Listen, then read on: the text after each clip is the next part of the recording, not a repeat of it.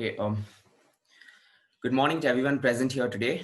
My name is Melvin D'Souza, and as the General Secretary of the Student Council, St. Joseph's College of Commerce, I take immense pleasure in welcoming you to this webinar on cybercrime on students, legal proceedings, mental well-being, and responding to occurrences. We are fortunate to have with us on this platform not just students from across the city, but also from several leading institutions from across the country. Before we begin with the event, though, we will invoke God's blessings through a prayer made by our Lady Secretary, Jade Prabhakar.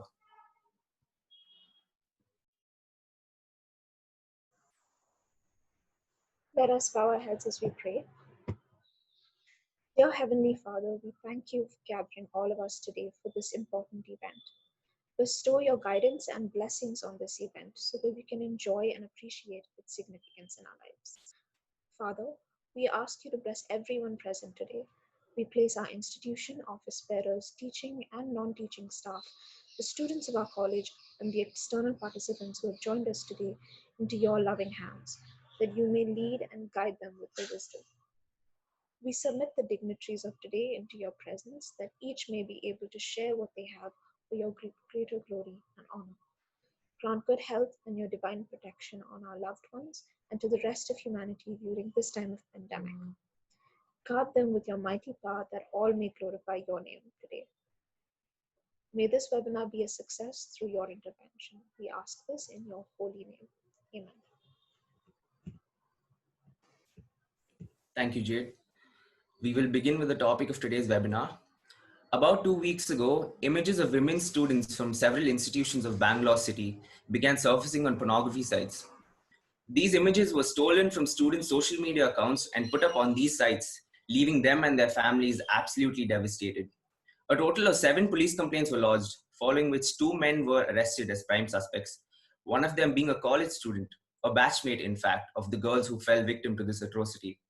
To further elucidate on this matter and tell students how to be better equipped to handle these crimes, we are honored to have with us Ms.Tara Krishnaswamy, a social and political activist, and the Deputy Superintendent of the Cybercrime Division, Mr. Yashwanth Kumar K N. A further introduction of these 2 eminent personalities will be made by our moderators of today's session, the Academic Secretary Arihan Jain and the Treasurer Monica M. Over to you. Thank you, Melvin. I would like to take this opportunity to welcome Ms.Tara Krishnaswamy. Thank you so much for joining us in such short notice, ma'am. A quick short bio of Ms.Tara. Ms.Tara Krishnaswamy is a software director at an MNC in Bengaluru. She is the co-founder of Shakti, a pan-India non-partisan citizens pressure group working to get more women into state assemblies and parliament. Shakti's volunteer campaign includes petitioning political parties to stand more women as election candidates, call your MPs to pressure MPs to table the Women's Reservation Bill in Parliament and the Election Commission to discipline parties towards gender equitable nomination. She is co-founder of Citizens for Bengaluru, a grassroots people's movement with landmark campaigns for hashtag Steel Flyover Beda, campaigns for mass public transit like the hashtag Chukubuku Beku, and the current campaign is for institutionalizing hashtag What Committees for systematic participation of citizens in grassroots democracy in urban local bodies. She was co-convener of the Nirbhaya Fund Round Table, Hyderabad, for administration of the Nirbhaya Fund. She has been working on securing the release of bonded laborers from brick kilns. She has organized people's movements on violence against women. She was invited to present a proposal and to improve education outcomes in Tamil Nadu public schools to Education Minister Pandya Rajan. She is a TEDx speaker and has taught master's public policy courses in Bengaluru. She is an advisor to the Indian School of Democracy. Thank you so much for joining us, ma'am. Now you may go ahead with the presentation. Thank you, Meldon and Monica. Thanks a lot for the Student Council of St. Joseph's to invite me to do this. I'm thrilled. And I think it's an extraordinary initiative. These kinds of initiatives themselves will help address some of the shocking developments, that are happening as far as endangering women's right to use the internet freely. So I have put together a few slides to give us some structure to talk about this, and I'll also address the questions. When I come to the questions section and I start to address the questions, feel free to type your questions in the chat, and if I can address them, I will address them too. There are just a couple more things I will say before I start.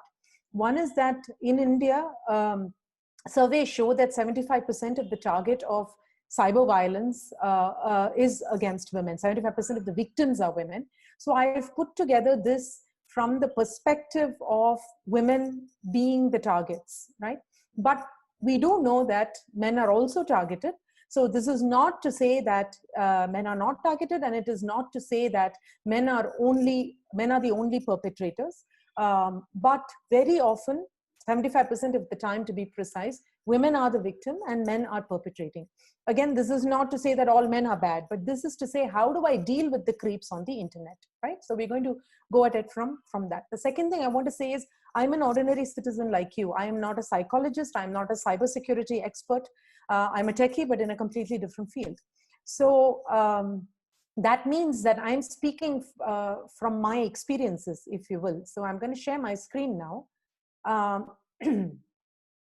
And I'm speaking from my experiences of someone who is, in the public domain as, being part of 2 volunteer organizations and grassroots movements. So my use of social media is on a daily basis on Facebook and Twitter, largely because I use it to mobilize people, and some of it on Insta.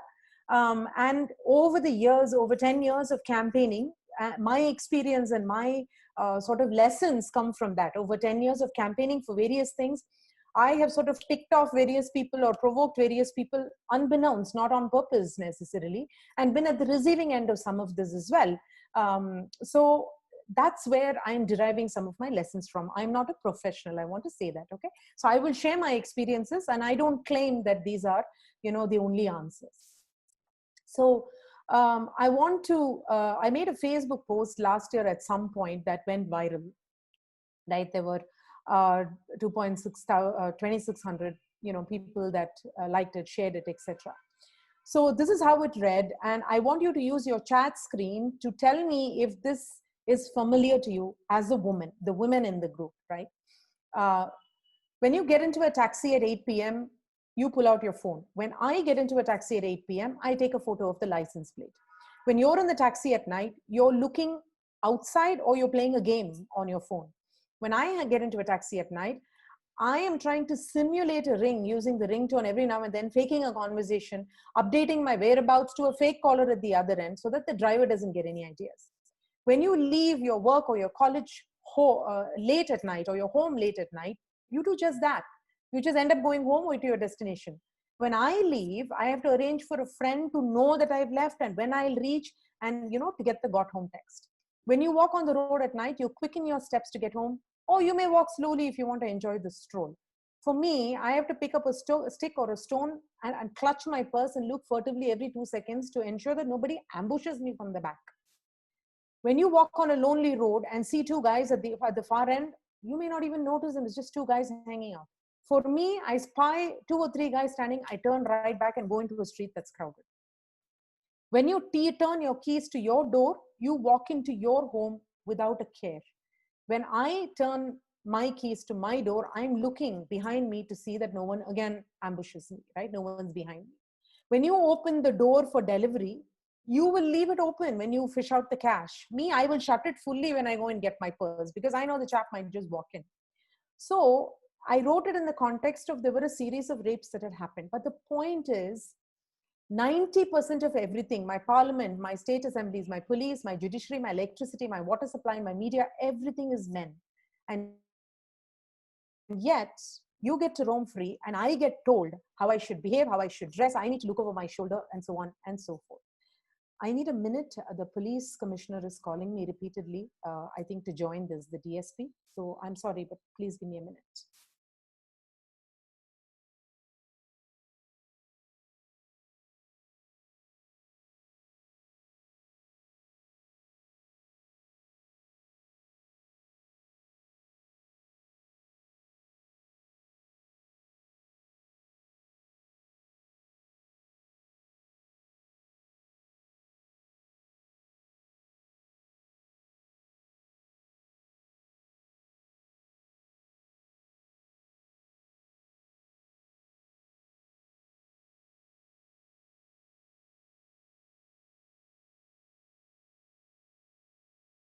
They're working on it. Just a second and we'll let you know. I think Sure, no a problem. couple of people were leaving. I need feedback, otherwise I can't do the rest of the presentation.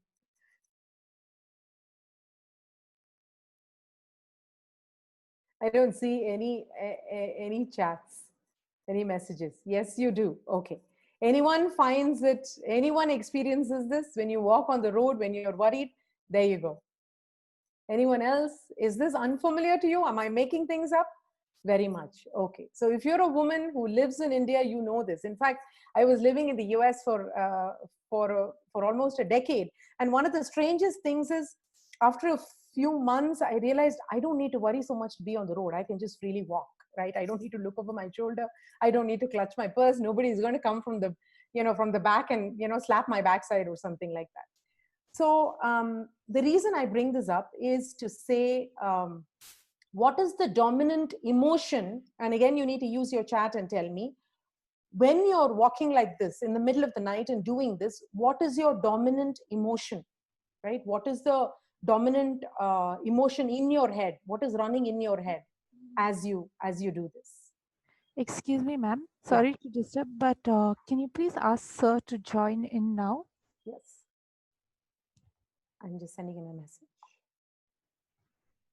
Yeah, I just did.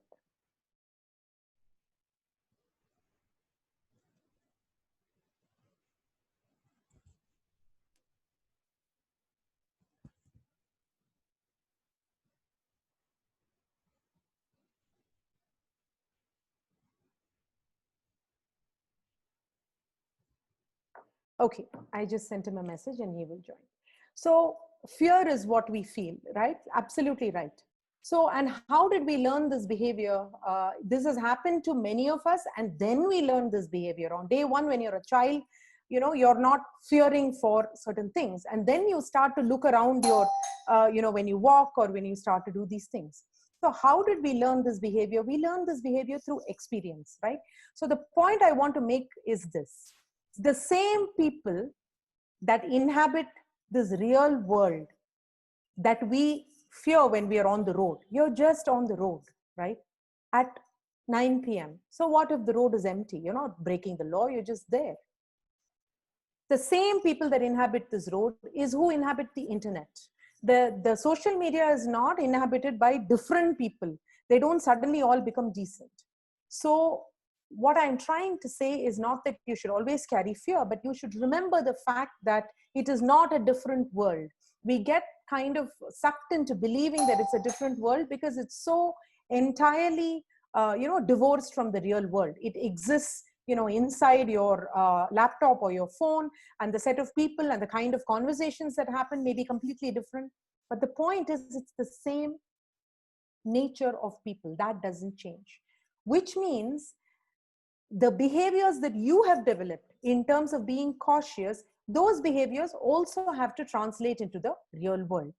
Now, I do not want to preach to what victims must do. That is not the purpose of this. But the purpose is to say there are some just common sense cautions that we must take. You're probably already doing this. It doesn't hurt to re-emphasize this. What you can do before, meaning in an ongoing basis, how do you make sure that you are as cautious as possible? Despite being cautious, your purses may get snatched, right? You may get slapped on the backside, but that doesn't prevent us from keeping our guard up. First of all, what is the kind of personal information you're willing to share? That is a conscious decision you need to make. That's all I'm saying. I'm not saying you mustn't share any personal information. You need to make it a conscious decision. Am I willing to share certain photos? Am I willing to share the fact that a certain person is my cousin or was my ex-boyfriend? Those are conscious decisions you need to make because they can and will be used against you by criminals. Remember that. It is like leaving a window open for a neighbor to watch, right? Yes, he is your neighbor, but you have to decide how much of what goes on in your house you want him to see, right? Similarly, personal feelings. If you want to communicate that I had a fight with XYZ today, or I don't get along with ABC, or that, I'm really struggling at college and I'm just not getting good grades, can and will be used against you. Should I never communicate that? Now that's a conscious decision to make. Remember, all I'm saying is all of these must be thought through. Is the world at large, this is the same Putting it out on your social media for public viewing or for a set of friends to view is the same as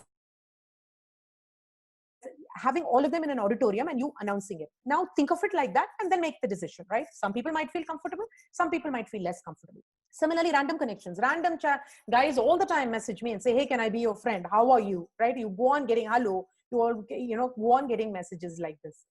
So I know that somebody who really, when Monica called me, if Meldon had called me, right?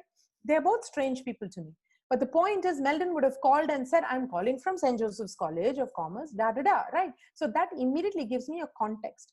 Most of these people don't have the context. That said, women get harassed by people online and offline, mostly by men who know them, right? 90% of the cases are by the men who are connected to them in some way. So that means we've got to worry about who we are connected to. Just because someone's a batchmate, just because someone's a colleague and works with me at my MNC, it doesn't make him a decent person or her a decent person.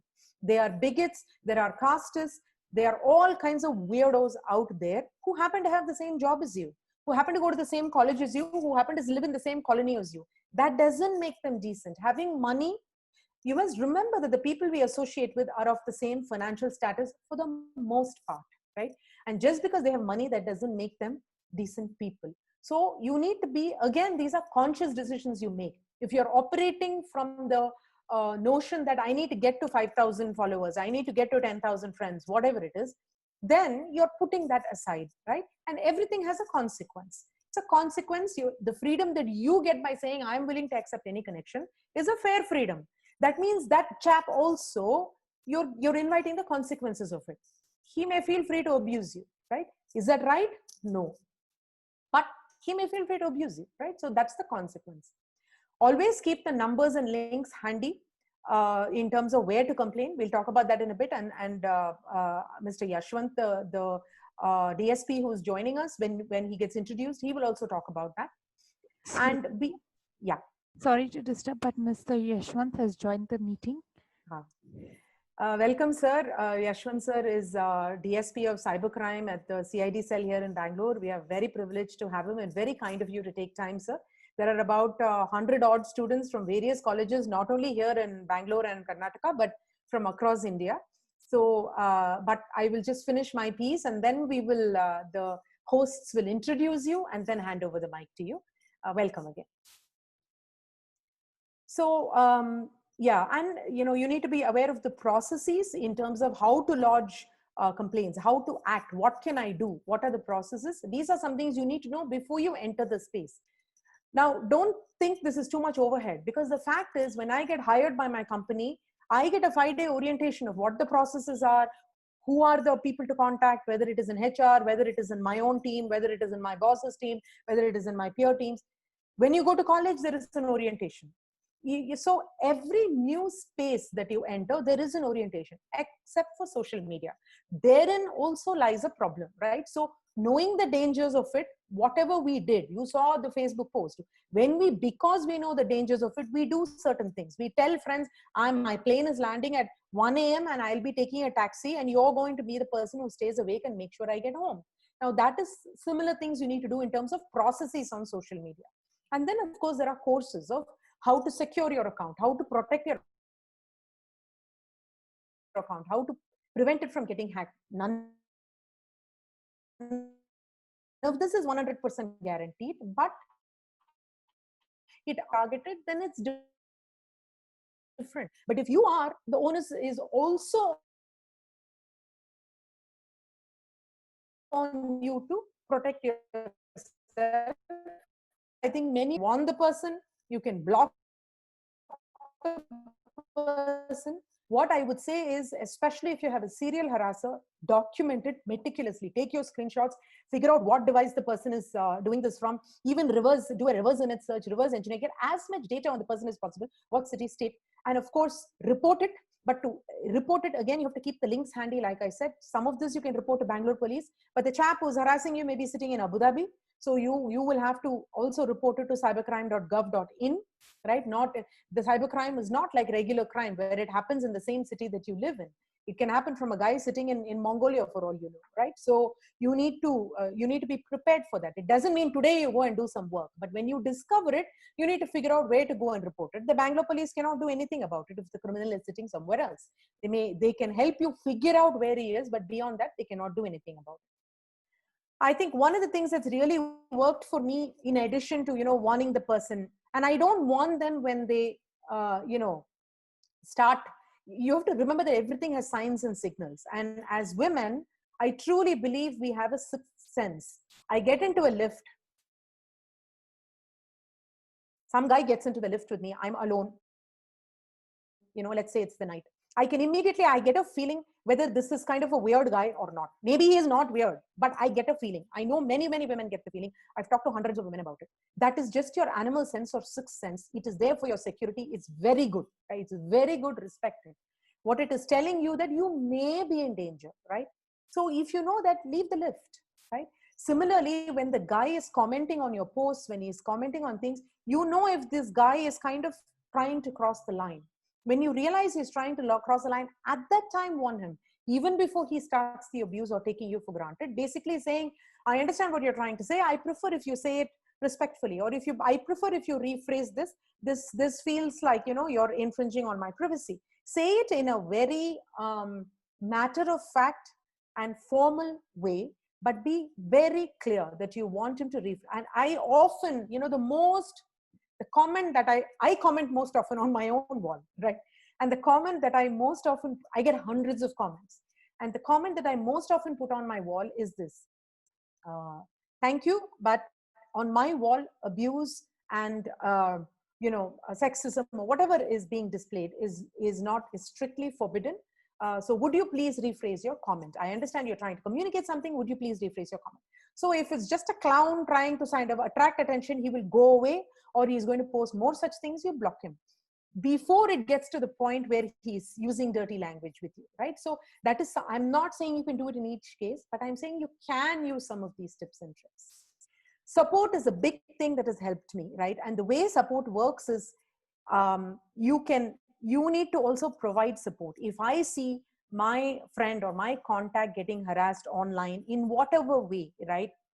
It may not have to do with her gender, but she is being targeted more because of her gender. It is not like comments are being made about her as a woman, but comments are being made because she is a woman. She may be talking about something else, mathematics or politics. But the point is, there is a set of trolls targeting her because she is a woman.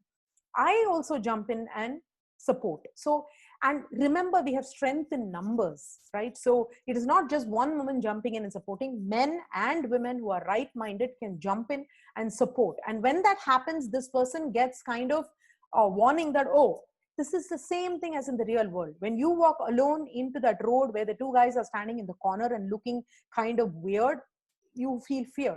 If 10 of you are walking and there are two guys, you have far less fear, right? So that's the point. There is strength in numbers. When you notice people are being harassed, you act on it, they will come back and support you. And I've noticed that a lot of my trolls and my harassment are handled by my contacts, right? Because they see me do that, they give me the same sort of respect, if you will. So develop your support networks that way, right? You can arrange for it. This is the same as saying, I'm getting into a taxi at 1 a.m. You watch over me till you get home. 10 of you need to have a contract with each other, right? That says, hey, I'll let you know if I see a bad comment, you need to jump in, right? The worst case scenario, of course, is to wipe out your account and restart if things have really gone out of control. I know that's a very difficult thing to do and there is a lot you lose, right? But you mustn't, the reason I put it there is because you mustn't overestimate the problems it will cause. It's not such a big deal. It is a big deal, but you will recover from it, right? And the same for support. You'll be surprised if you reach out for support, how much you will get. We tend to think our parents won't be supportive, or our, cousins won't be supportive, or somebody else. And it's true, right? You need to take that call. But if you reach out, there are some times, in some cases, we use your and older people can be supportive. But a lot of the times, just regular connections online will be supportive. Don't hesitate to reach out. If you call it out, other people will follow. Couple more things. I cannot under stress on this. This call itself, that's what I'm saying, is one of the best things that's happening. And you need to form more and more discussion groups within your college to bring this out. It is extremely important to invite boys and men into these discussion groups, because it is not a question of victims of this trying to handle it. You have to, it has to be that boys are involved in this, because they need to. We believe that the majority of boys are well-intentioned, and they need to stand up against the minority of the boys who are doing the abuse and giving all men a bad name, right? So there are even groups like Men Against Sexual Harassment, right? So these discussion groups, these seminars, every college should have a student council that organizes these seminars. Invite, make sure men and boys come in as well and listen to some of this. The power of numbers, as someone who myself is is part of a couple of citizen movements, I can tell you there is nothing like the power of numbers, whether it is to combat the trolls, whether it is to go to a police station, whether it is to register a complaint. All of this comes from the power of numbers. And trading support. What I mean by that is that all of the student councils can trade support for each other. Various other groups, it doesn't have to be student councils. You may have a book reading group. You may have a group for volleyball, right? But the book reading group doesn't say it's okay to harass women.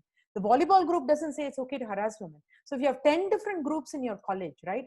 All the groups can come out and issue a statement. All the groups can joint host the seminar.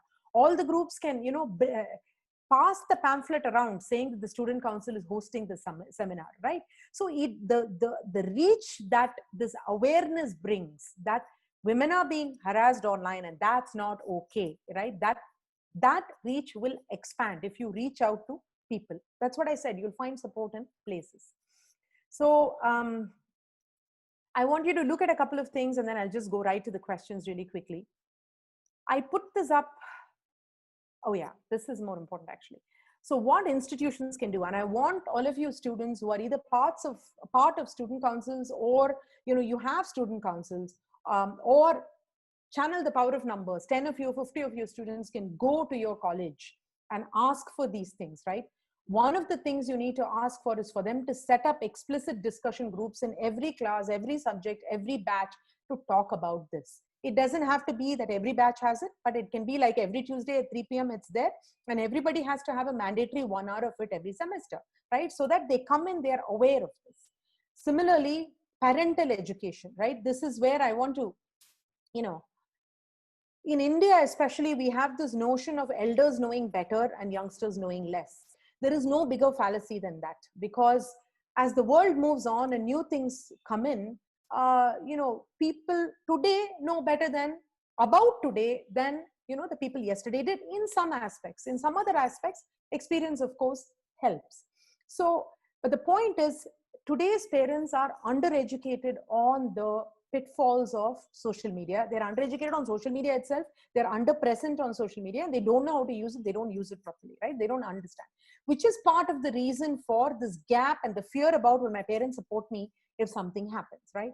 So I think it's important for colleges to have an orientation for parents when kids join college, so that the colleges can tell them, look, college life today means this. Stop getting shocked.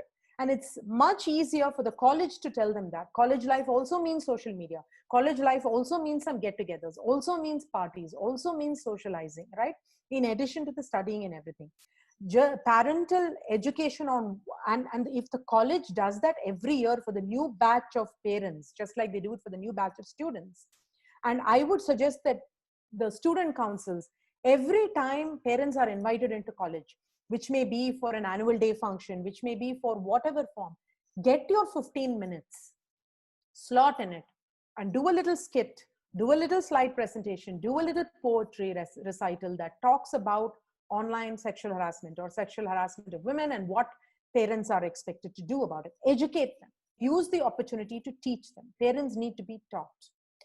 Of course, colleges should introduce courses for students as well in terms of security, in terms of how to handle this. This shouldn't be, the seminar is great, but in addition, you should also have formal courses on cybersecurity.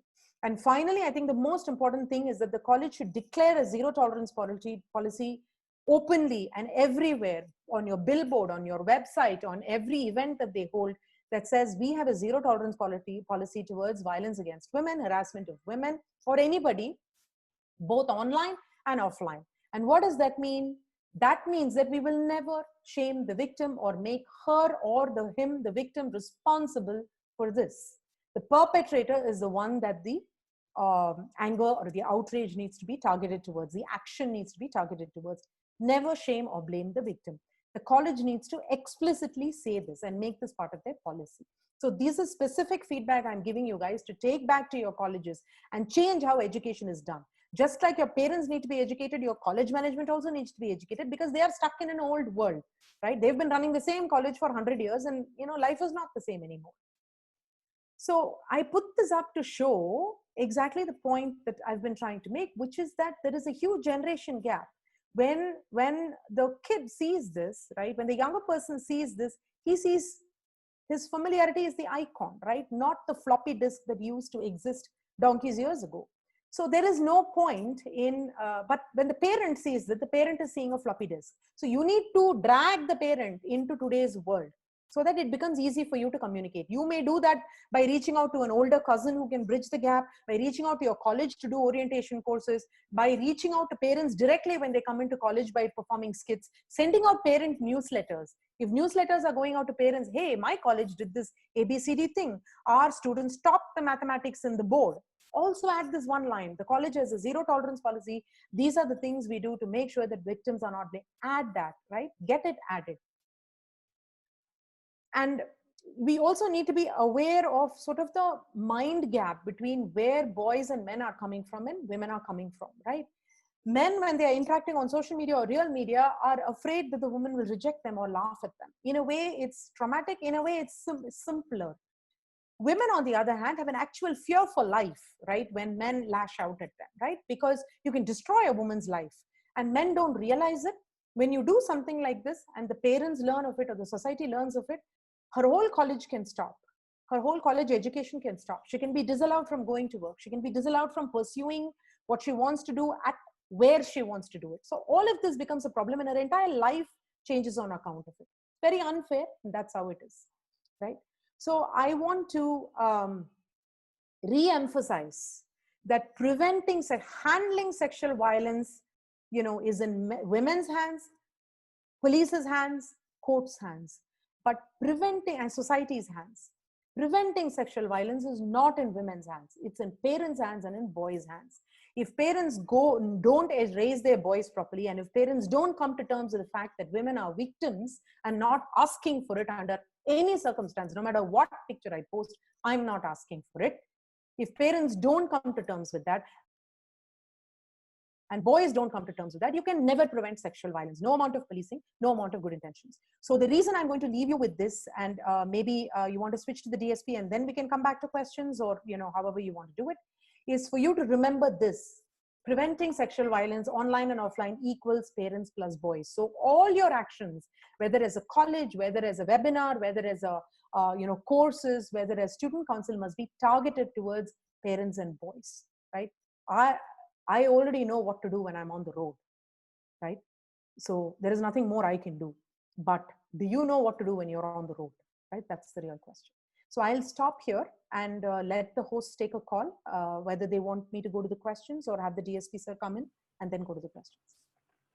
Ma'am, we will ask the DSP sir to finish his part and then we'll take the Q&A, ma'am. Okay, great. So if you could please introduce the Mr. Yes. Yashwanth and Sir Yashwanth, we have about 20 minutes for your piece and then we can go to the questions. Arihant? Yes. Hello, everyone. A very good morning. Thank you so much, firstly, Tara ma'am, for giving such an informative session. We are very, very happy that we have someone like you with us who is keeping us updated and informed on what we should be doing. Let me quickly go ahead with welcoming our next speaker for the day, Mr. DSP Yashwanth Kumar K N. A few qualifications of sir. He was a part of the crime investigation and crime detection batch of 2008, 2009, and 2010. He was a part of the innovative techniques in policing in 2009. He was part of the Department of Returning Stolen Property to Victims in 2009 and 10. He has detected over more than 60 chain snatching and robbery cases in 2012. Arrested more than 75 perpetrators involved in drug dealing in Bangalore City within a span of 6 months in 2017. He has over 250 rewards and over 100 commendation letters. He's also won the Chief Minister's Gold Medal in 2010 and 2017. Today, it gives me honor to invite you, sir, working as the DSP of India's first cybercrime police station, CCD CID, Bangalore. Welcome, sir.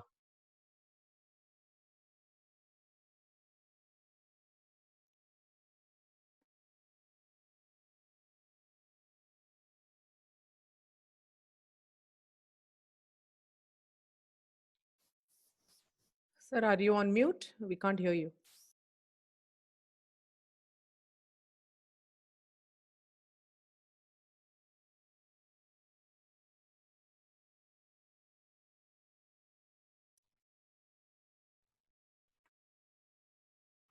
Yashwanth sir, we don't get your audio.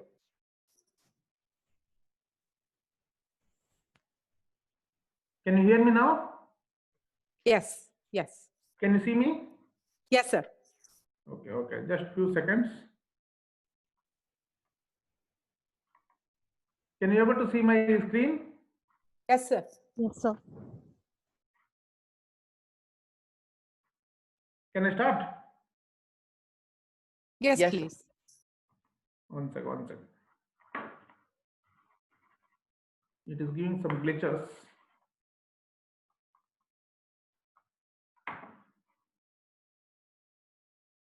Hello? Yeah, we can hear you. Yeah. One second.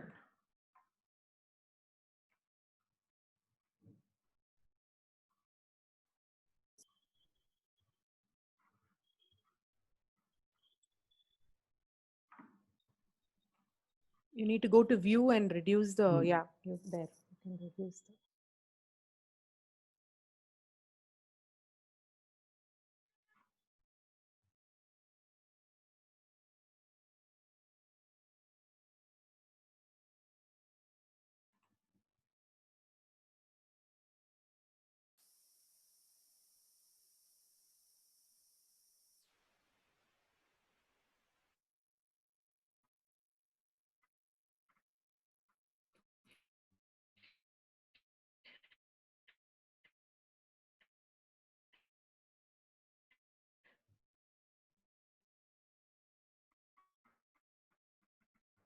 Now it is replaced by a drone. It is again a technology we should appreciate over a period of time. And what we are learning from olden days and older generation, walls have ears. Be careful what you say. Now our mobile is having ears. Whatever we will talk, whatever we will discuss, everything will be recorded somewhere in the anonymous place. We are not knowing what actually we are doing, our activities we are continuing or cultivating. So I'll tell you one simple example.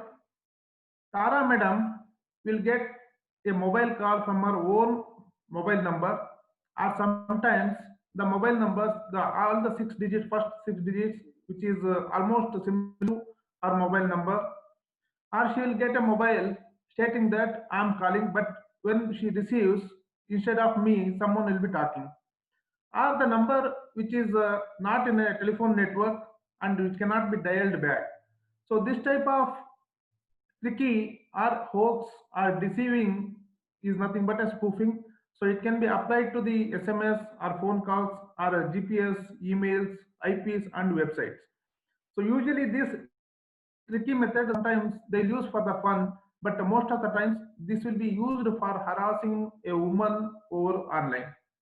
So you can able to see the both the things are for email IDs. So you can able to make out whether it is the same or similar. The first one is parcel@gmail.com. Second one is also at parcel@gmail.com. Third one is parcel@mail.com. Fourth one is prccl@gmail.com. If you see at the first instance, you will came to know that all are similar or all are same. But once you will see the minute difference, the first and second, it is almost 100% same. But if we see properly or minutely, then PARCEL, the first one is L, and in the second email ID, PARCE capital I. If anyone sends with this same email tricky IDs, then we will get to know that so it is a genuine email ID because it look like same or similar. then you will get frauded or defrauded because of these spoofing email IDs. So how they will spoof, and what will be the precautionary method for spoofing means the one is a call blocker, another is a do not disturb mode. You can able to see in your Android and Apple mobile and report the spam and in the same platform, and finally you report to the police station. So usually the spoofing will be done with some spoofing application. There the target number, whatever the target number they wanted to show, so there will be option, and there will be option for the voice changer also. The other method, wherever you are going for, especially some public charging points, whenever they are using the USB charging points, then attacker will make use of those charging points and they will install malware and they will steal data which is in your device. It may be a mobile or a laptop. So for that purpose, usually whenever you are keeping for the charging, it is unavoidable. Then you switch off the system or switch off the device and keep it for charging. If you want to keep it in the on mode, then don't share or don't use any pattern lock or pin lock or password. Or better method is to bring or to carry a power bank or backup or personal charger. And whenever you are using for a charging point, disable the data transfer mode. So that will be the best method to avoid the juice jacking. Hello? Yes, sir, we can hear you. Some problem? We can hear you. Yeah. Then whether it is slide is changing? Yes. Which slide are you on? After juice jacking? No, this one, it says beware of juice jacking. Yeah.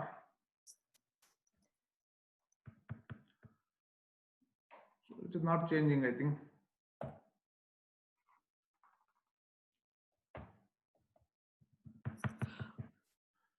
Tara madam? Yeah, I can continue with the questions while you can figure this out if you want. Yeah, no problem. So, ma'am, we'll go with the questions.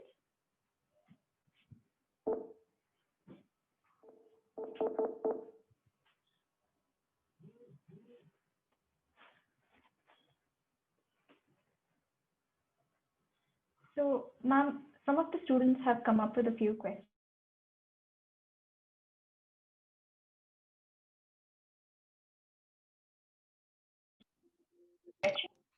Yeah. Do you want me to look at the set of questions that was already compiled or the new ones now? Okay, no problem. Go ahead. So one of the most asked questions is, there are a lot of girls who are involved in endorsing some of the acts that the boys put up and the boys do. And why is it that these girls are always acquitted of what they do and the blame is always on the boys and how they are always at fault? Sometimes it's also the girls who are doing this who are at fault. I mean, this is a generic question because we are not talking about what exactly was done. So I don't know whether what was done itself was a problem or not, right? Without knowing that, it's a little difficult to comment. But what I will say is this. I think everybody will agree that we live in a highly patriarchal society, right? Which is the reason you have this situation of victim shaming or blaming, and sexual harassment is a matter of shame. So in a society like that, what patriarchy does is, patriarchy is not about men being bad. That is completely the wrong impression of patriarchy. Patriarchy means that there is a system for elevating sort of male authority over female authority, and many people buy into that system. Women also buy into that system, men also buy into that system. And patriarchy has two kinds of victims. Women are also victims, men are also victims of patriarchy. As a man, when I finish college, if I want to get married and stay at home, the society will laugh at me. But a woman has a perfectly fine ability to say, I'm just going to study and get married and stay at home. So men are also the victim of patriarchy. So these women who are acting in a way that they are not supporting other women, but they are kind of perpetuating these crimes or these behaviors, patriarchal behaviors or just criminal behaviors, are also victims of the same thing. Some of this needs to be addressed through the law. Some of this needs to be addressed through education and awareness. I think sir's slides are back up. Yes, sir? Yashwanth sir, do you want to continue or shall I continue? Yeah, please continue. Just I'm seeing some glitches is there. Okay, okay. Okay, go ahead, Monica. What's the next question? I hope that helped. So, yes, ma'am. Thank you so much for that, ma'am.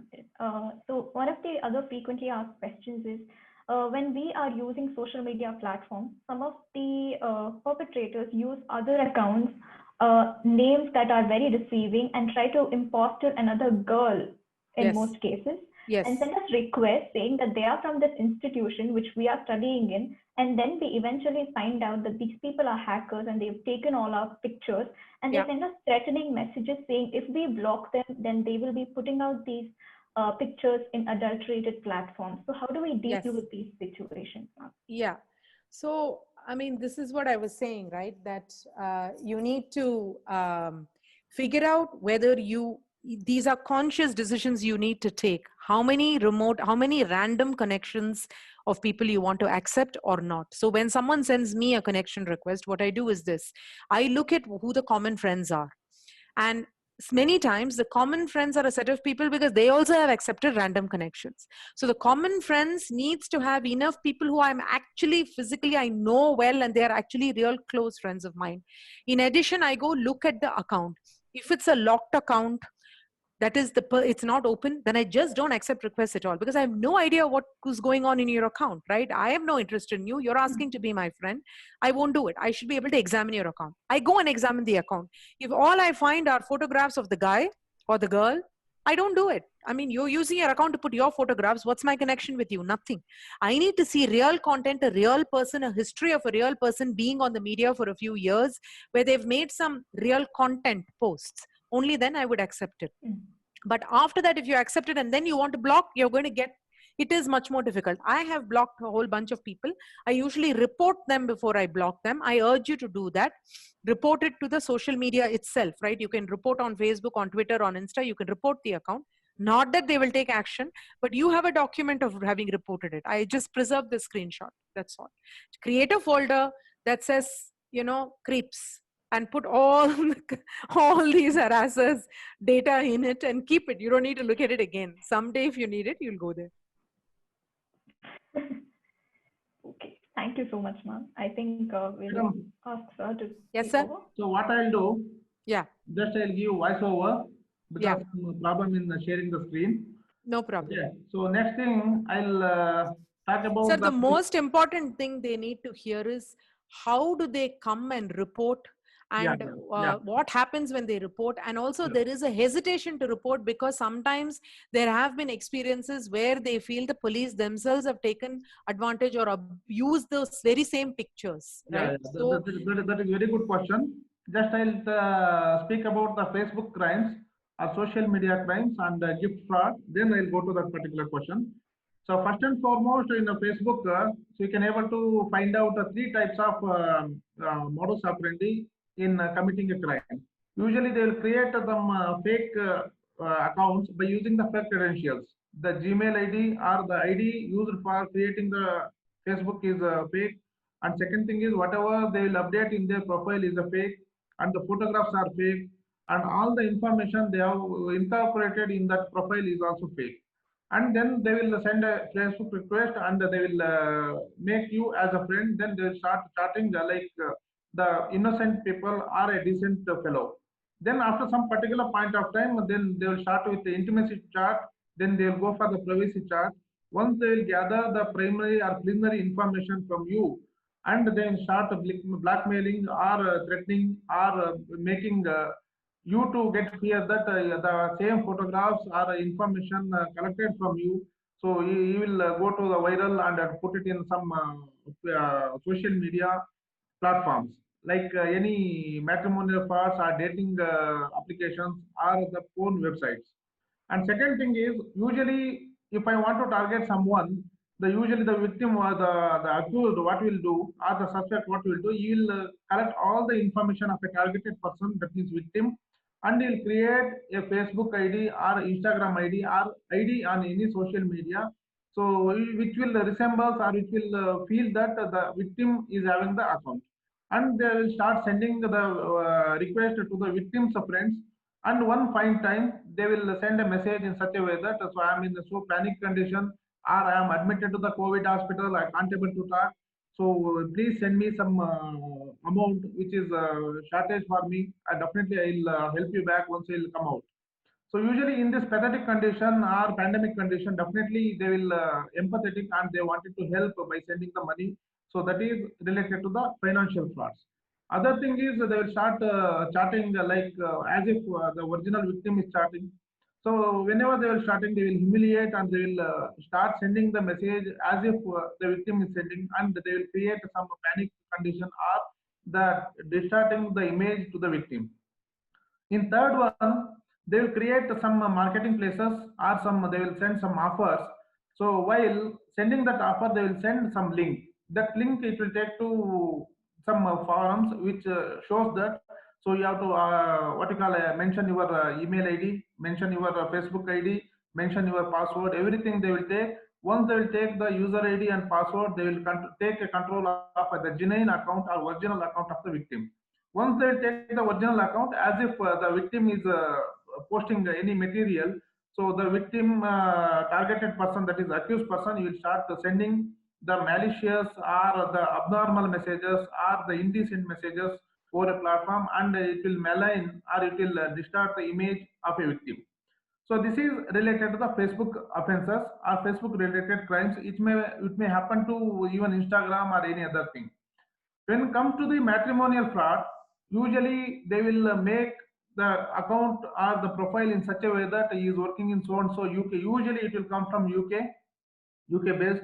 And the second thing is he will impersonate himself as a doctor or marine engineer, or he is working in some abroad company. His take home salary is in terms of lakhs, and he is having a lavish villa, car, everything, and he will show some photographs.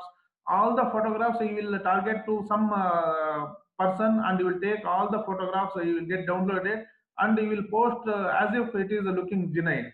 And he will go to the intimacy chat, then he will propose. Then after proposal, he will says that I'm sending one gift. So here actually the crime starts. Once he is started sending the gift, you will send one tracking ID as if it is created by that particular courier company. But he is creating that and he is updating. So one fine day, so you will feel that it is that particular gift, it is reaching to the international airport New Delhi. Then the one fellow will call and will say that I am from customs, I'm from income tax department, I'm from the airport authority, I am from RBI. So whatever your boyfriend or a friend, he has sent all the gifts, which is nothing but forbidden and which is against the law. So for that purpose, you have to pay so and so amount. Like that, they will take amount with different reasons. One fine time. So after taking all the information or all the amount from you, so finally you will block or you will vanish. So at that particular point of time, you will be changing the platform. Usually you will introduce in Facebook, then you will comes to WhatsApp. So there you will use some VPN users, and as if even though he is sitting in Bangalore, so he will impersonate himself as he is chatting with the UK from UK number. So that can be done easily with so many applications. So this is the one method. So here usually they will get compromised with the privacy pictures and privacy movements and privacy charts. So after taking all the amount, you will start blackmailing. So if you are not giving money, so I'll post all the material, whatever you have shared on the different platforms or social media. I'll send it to your parents, I'll send it to your sisters, brothers, or husband, or wife, or teachers, or close friends, relatives, like that. So this is one more thing. And here usually whenever they will be sending, they will send some air tickets, they'll send some invoice, all are fabricated, and whatever the document you are getting over online, so make it feel that it is genuine, but it is 100% fake. This is one thing. And one question asked by Tara madam. So none of the police officer will misuse whenever it will come to any crime. That is one thing. And second thing is, so usually whenever you are coming across this type of cyber crime, so please go to the SEN police station, that is Cyber Economic Offence Narcotic Police Station, which is attached with the DCP office in each division. And second thing is the cybercrime police station in all the commission rate. So they are well sensitized and they know how to handle this type of crimes. Especially here nowadays, the child pornography is a most sensitive subject, and the people knowingly or unknowingly, so they started browsing, possessing, transmitting and sending this child pornographic material. So it is a serious offense. Anyone who browses is also an offense. Anyone who sends or receives, stores, possesses, or for the commercial use is also an offense. Any pornographic or obscene material transmitted over online is also an offense. And anyone who is stealing, or who is downloading or copying, extracting the personal information is nothing but identity theft. That is also an offense. And one more thing, finally, the whenever he started impersonating as if he is from a bank, and he will call and he will take all the information, that is called as impersonation. So that is an offense again in IPC and also in IT Act. So these are the main things, and especially it comes to the woman. Anyone who is intending to insult a modesty of woman, utters any word or makes any sound or exhibits any object or gesture is an offense, which is offense in IPC, that is a 509. So, and moreover, along with all these things, so finally, what I wanted to say about the students, you make aware the technology you are using for the better purpose, and especially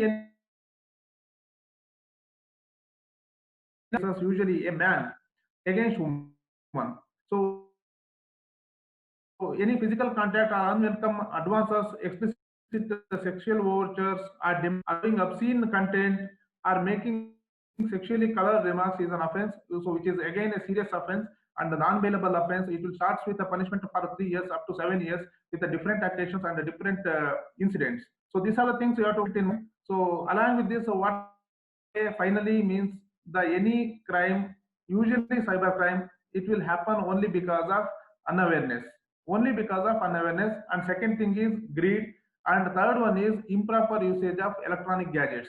If you are not using electronic gadgets properly, and if you are giving, or if you are giving your mobile or a vehicle to anyone, any of your friends, so if anything goes wrong, then you are responsible. So you please you take care without your consent or without any proper document. If you are sharing any of your mobile or any of your gadgets or vehicle, so it will lead to, you have to answer for further legal consequences. So for that purpose, so just take care and take a proper protection. So screen lock or the application lock, and whenever you are using any application, just you can lock it. So without locking, if you are keeping as it is, which is unhandled, then it will lead to some problem. Hello? Yes, sir. We got it. Yeah. Any question, please ask me. Yes, Arihant?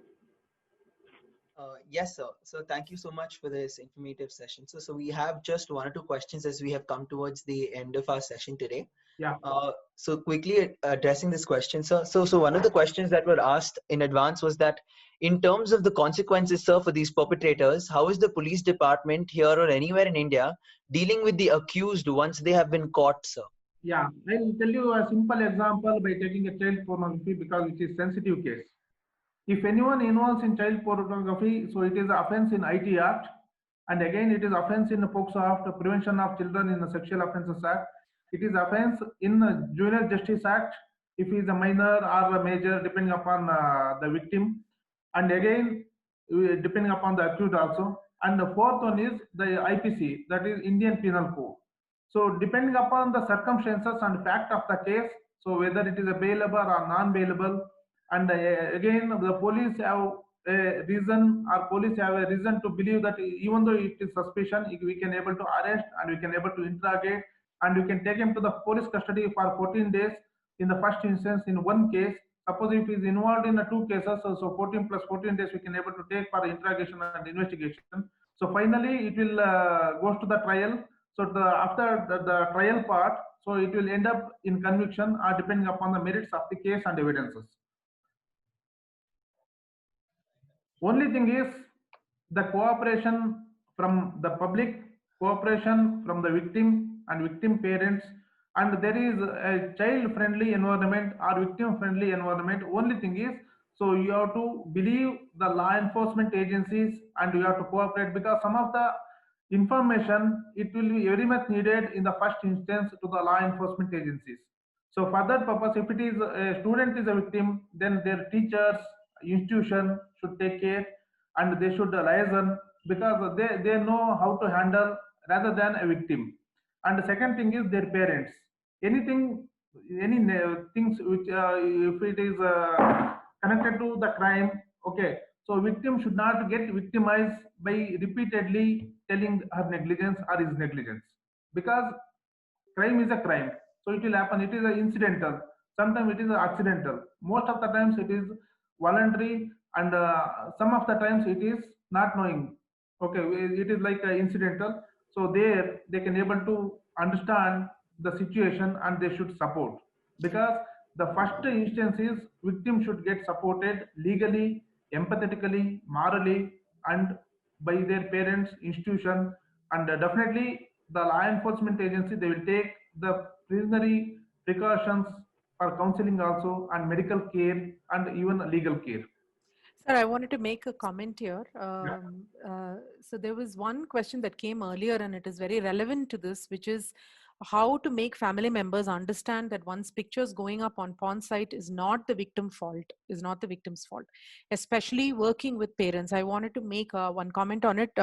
Monica, I'm hoping that I'm thinking that this is an important, Yes, important question. Very important. Yeah. So, see, the ideal case scenario, your parents are over time being prepared for the world we live in, which is very different than the world that they lived in, okay?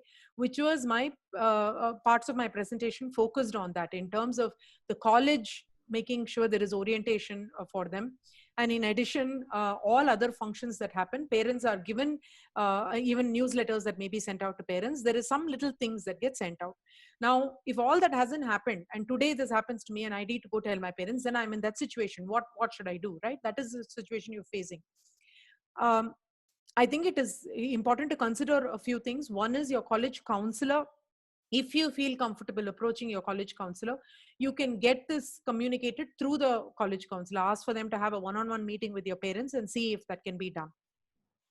The So second... one more, madam. Yeah. There will be a ragging committee in each institution. Yeah. There, the law enforcement agency of the concerned jurisdiction is also part or member of that particular committee, along with the principal and a lady teacher, yeah, along with some students. Yeah.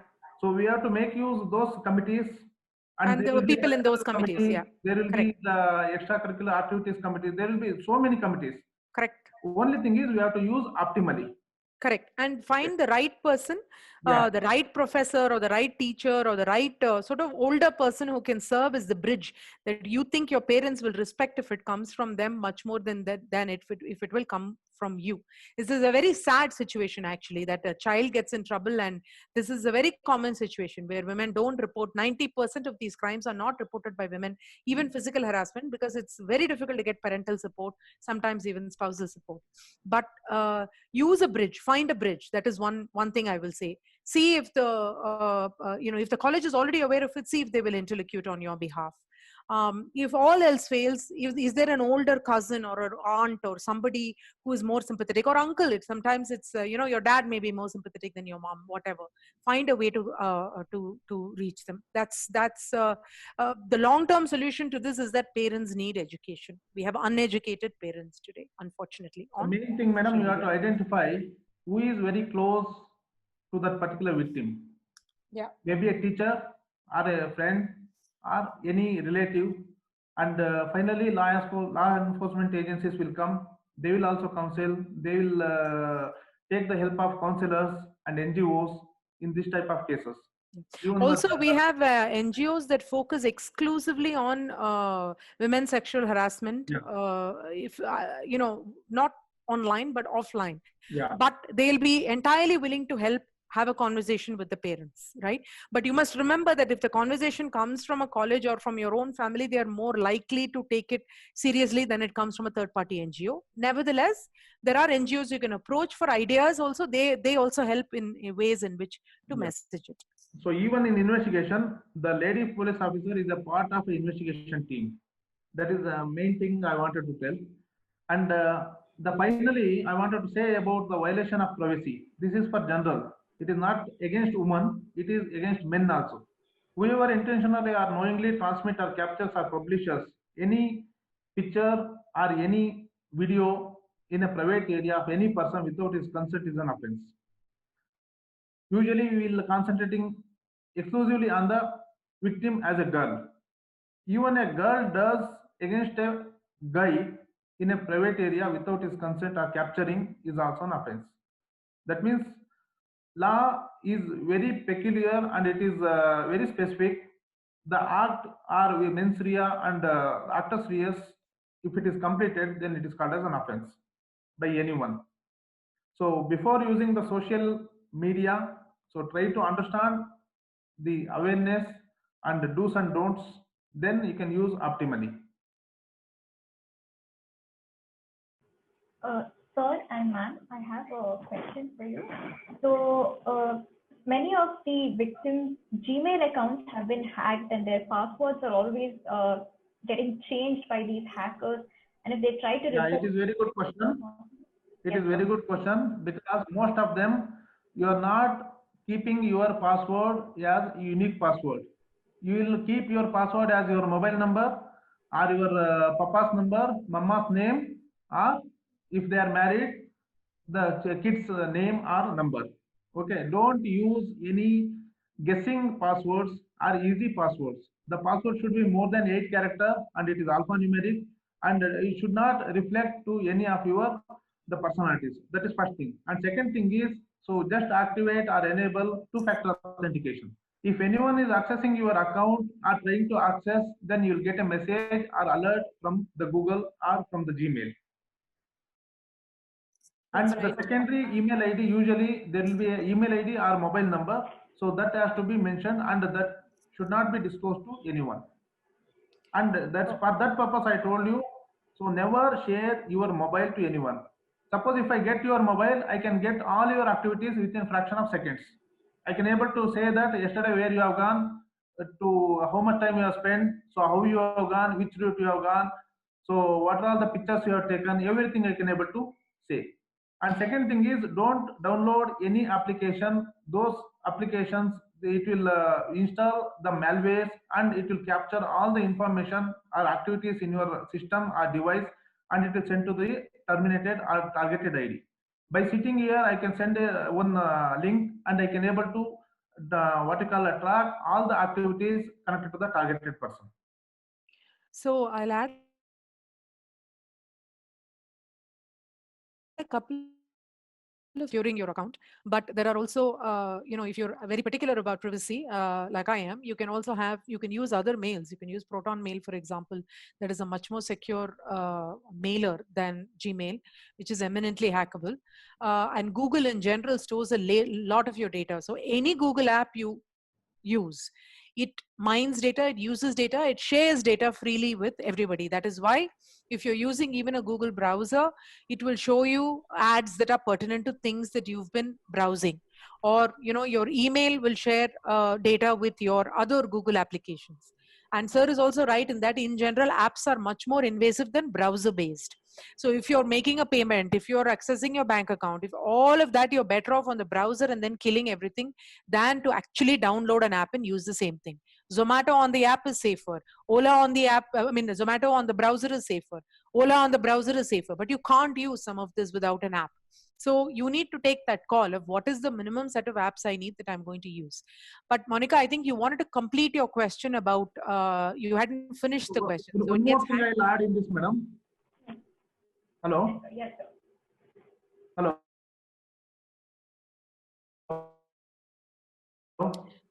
Yeah, suppose if you are downloading Ola Uber app, it will ask some permission. If it is asking for the location sharing, it is fine. If it is asking to access your gallery, then you have to deny. If you are giving a permission, it is nothing but it is agreement. Then you can able to access your gallery and you can take all the photographs or videographs. Before downloading, we should understand for what purpose we are using and how many accessibilities we have to give for optimal use. That is most important. Thank you, sir. So Monica, did you want to complete that question? I'm not sure exactly what you were asking. Yes, ma'am. So one of the students, her Gmail account was continuously hacked and the password kept changing. So it was with respect to that question, but we got our answer. Thank you so much. Arihant? Yes, sir, ma'am, we have a question for you here today. Yeah. And this is regarding how, ma'am, so what happens is that we've noticed that a lot of such victims really fall into prey with such issues is only because of the fact that they have been uneducated, or they were not aware, or they simply did whatever they felt like, irrespective of, without thinking of the consequences. Yeah. So our question is, ma'am, one of the questions that have come up is this is with respect to when such information, such sensitive information does go out public, and there has been a threat, a threat from the party, and threats of murder or rape or ransom or whatever it might be, and that's when the victim usually feels scared or alone, and does not know what to do. Yeah.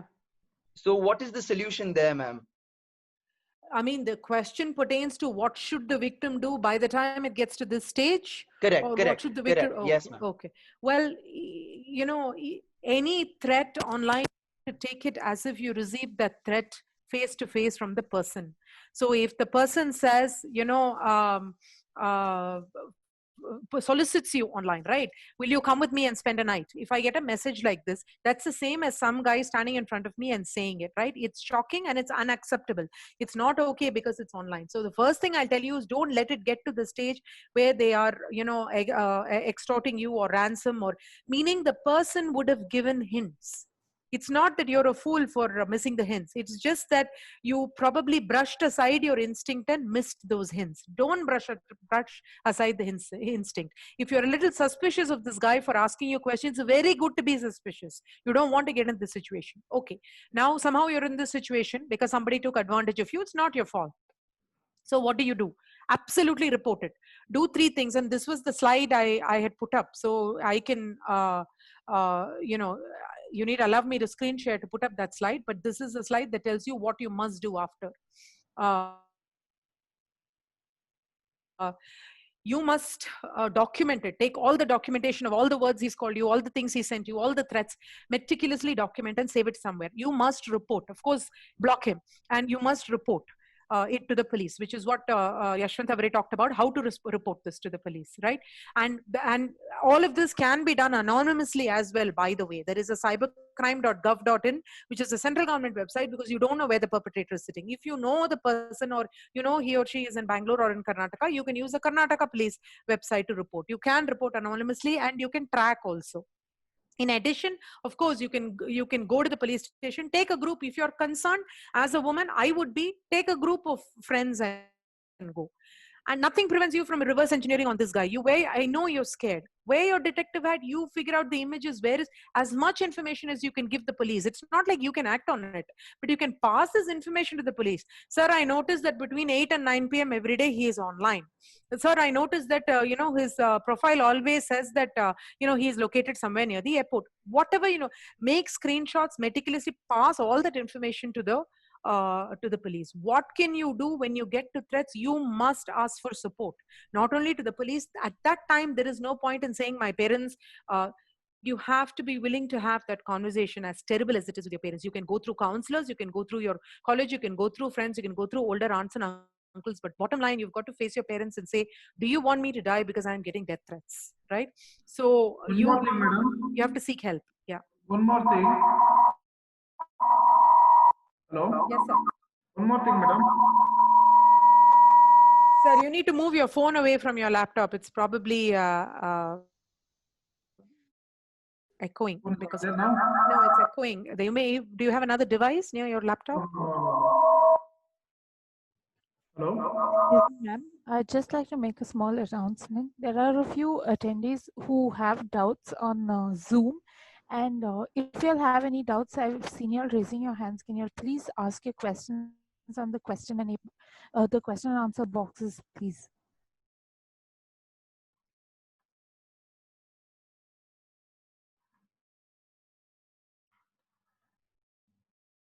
So I have a small suggestion. Sir, there's terrible echo coming. I don't know what changed. If you want, you can step out and come back in again. And now there are only 78 attendees, so you will come back in immediately. Any other questions? Yes, ma'am. So there are a lot of content creators on these social media platforms who wouldn't like to keep their accounts private because they want to reach out to a lot of people, and a lot of networking has to be done on social media. Totally. So they cannot. Yeah. Hello. Yeah. Go ahead. Yes, ma'am. So they cannot succumb to these mere threats and blackmailing. And how do these people come off as strong people, as influencers who can make a difference in such situations, ma'am? So this is part of what I was saying, right? My accounts are all public. I don't have any private accounts. I don't lock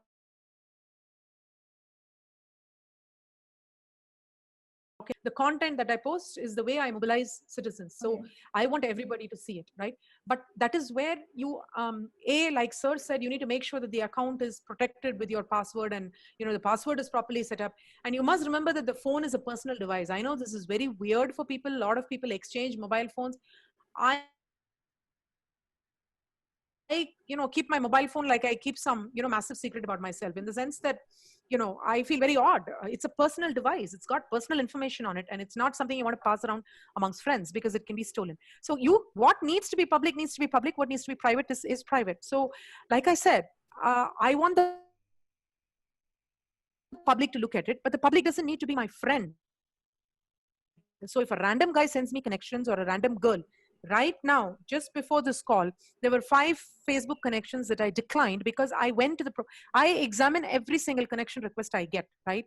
And I have more than, close to 10,000 people between connections and followers. But I examine every single request I get just to see that whether it looks like a real account. That's all. All these 5 didn't look like a real account to me. They had exactly 3 posts, nothing more than that. And they were posts of like flowers or the person's face.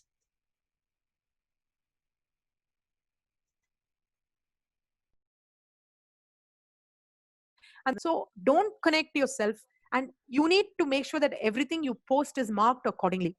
For instance, I don't make any personal posts. If you only looked at my thing, you will not have any information about who I am personally, which is a good thing for me. You won't have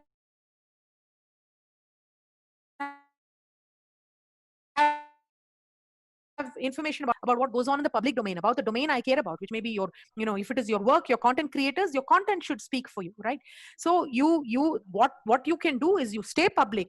And I also talked about warning people ahead of time. You need to keep your instincts up. If you see a moron or a creep visiting your thing and making random comments, get rid of him. He is not the one that's going to give you your business. You block him immediately. Why do you care? He's just some random chap. You don't need to be charitable about it. This is not some mean thing you're doing. You're basically saying, look, I'm in a certain space, don't wander into my space. You have a right to do that. You want them respectfully, ask them to behave respectfully, and then you can block them. Or if it's just some random guy making random comments, block. Why do you care? Okay. Moreover, madam,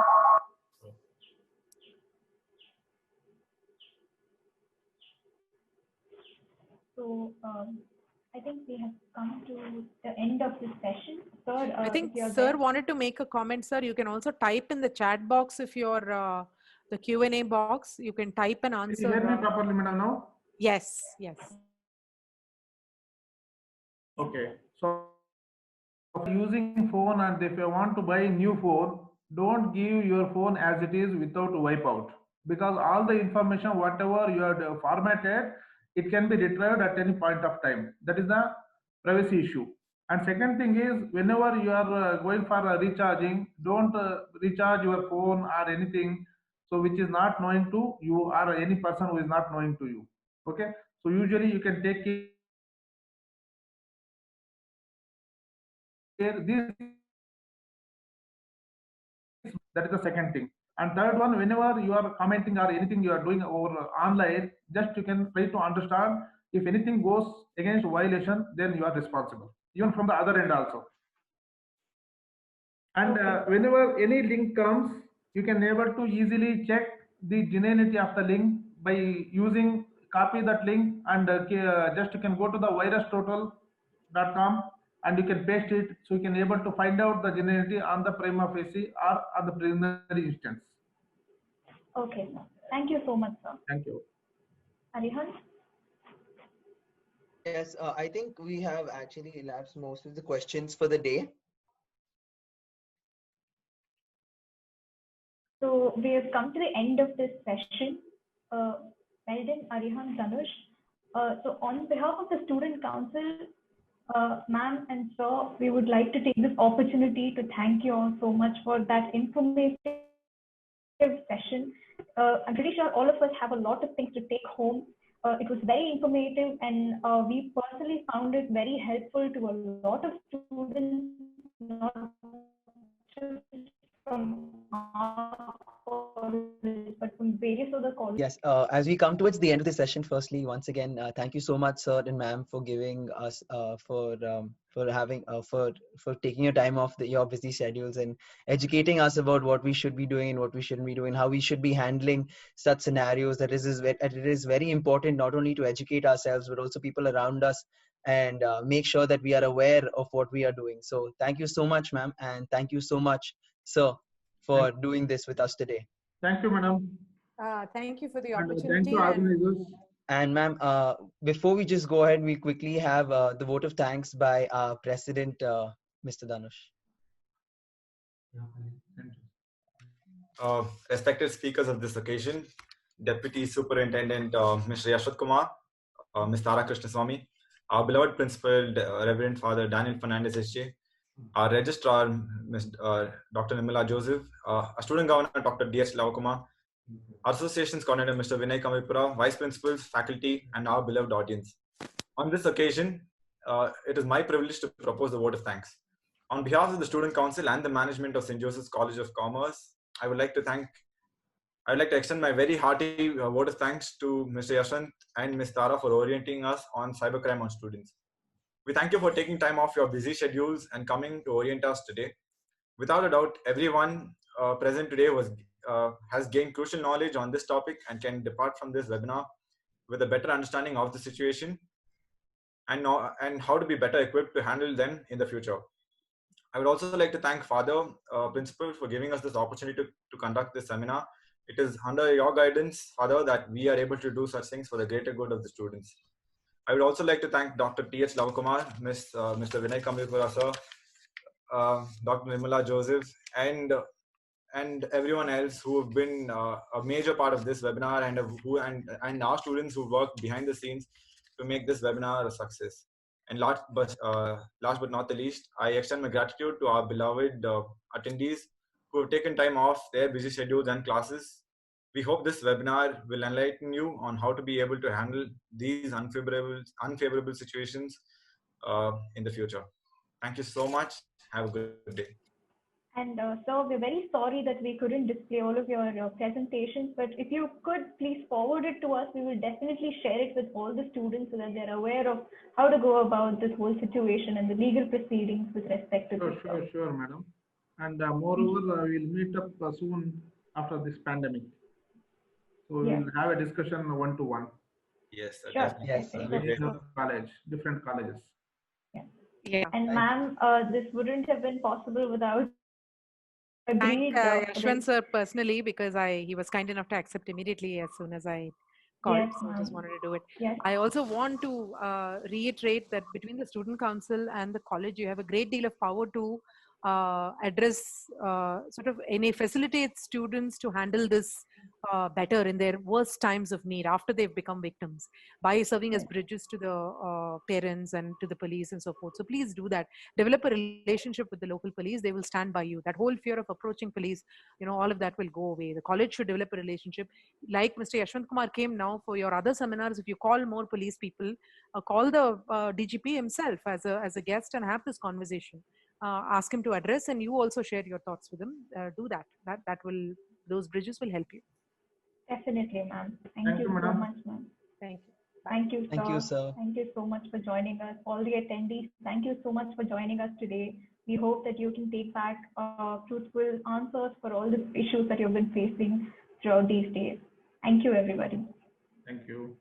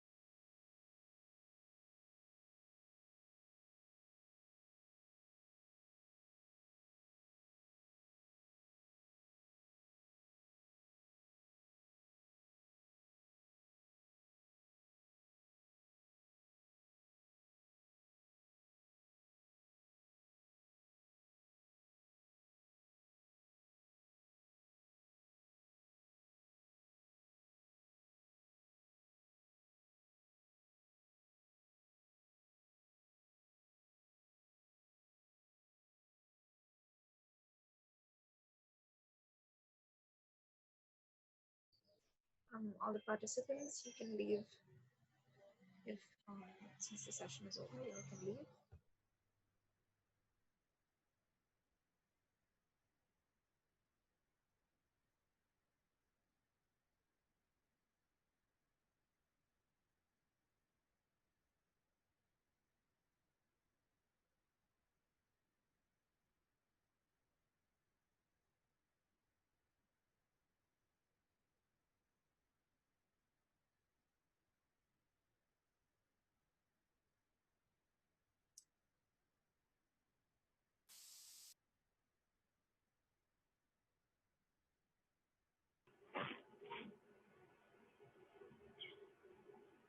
Participants, please leave the meeting. It's over.